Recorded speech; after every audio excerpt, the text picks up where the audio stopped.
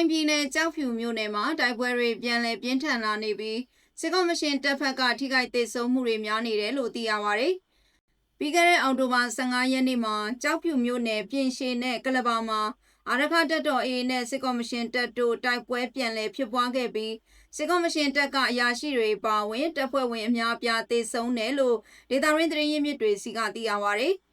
တိုက်ပွဲတွေဇက်တိုက်ဖြစ်ပွားပြီးနောက်အောက်တိုဘာ19ရက်နေ့မှာစစ်ကော်မရှင်ကတောင်မော်ဦးရေတဲ့ဒညဝရီရေတဲ့ဌာနချုပ်နဲ့ခမာယ943ကိုစစ်ကူအင်အား400လောက်ပို့ဆောင်ခဲ့တယ်လို့သိရပါတယ်။စစ်တပ်ဘက်ကစစ်ကြောင်းတွေပြန်ဖြန့်ပြီးတက်လာရာက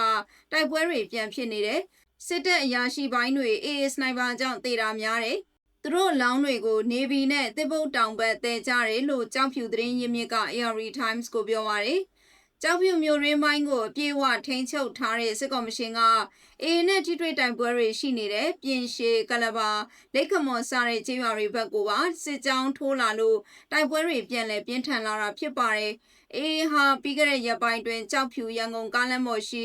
အမှတ်32ရဲတပ်ရင်းကိုဒရုန်းဘုံတွေနဲ့တိုက်ခိုက်လို့စစ်ကော်မရှင်တပ်ဖွဲ့ဝင်တွေတေဆုံးထိခိုက်မှုတွေများခဲ့တယ်လို့သတင်းရင်းမြစ်တွေစီကသိရပါတယ်။ရခိုင်ပြည်နယ်တွင်ကြောက်ဖြူစစ်တွေမြန်အောင်၃မြို့နယ်မှာသာရှိနေတဲ့စစ်ကော်မရှင်ကရွေးကောက်ပွဲကျင်းပနိုင်ဖို့ကြောက်ဖြူတိုက်ပွဲကိုထိန်းချုပ်လိုနေပြီးစစ်ကော်မရှင်တပ်ထိုးစစ်တွေနေရာအနှံ့ဖြန့်ပြီးတက်လာလို့AAရဲ့ကြားဖြတ်တိုက်ခိုက်မှုကြောင့်အစုလိုက်ပြုံလိုက်တေဆုံးနေရတယ်လို့သိရပါတယ်။